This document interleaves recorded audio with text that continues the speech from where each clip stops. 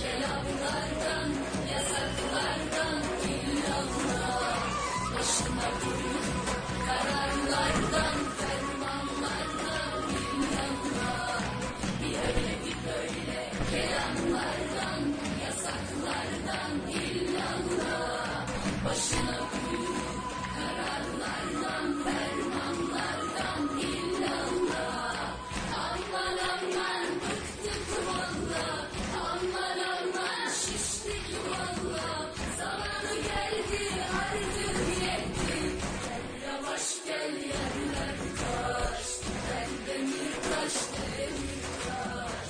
Aman aman bıktık valla. Teşekkür ediyorum değerli arkadaşlar. Şiştik valla. Zamanı geldi artık yetti, gel demir taş demir taş. Kampanya süresince yeni yaşamın tohumlarını ülkenin dört bir yanına ekmek demiyorum,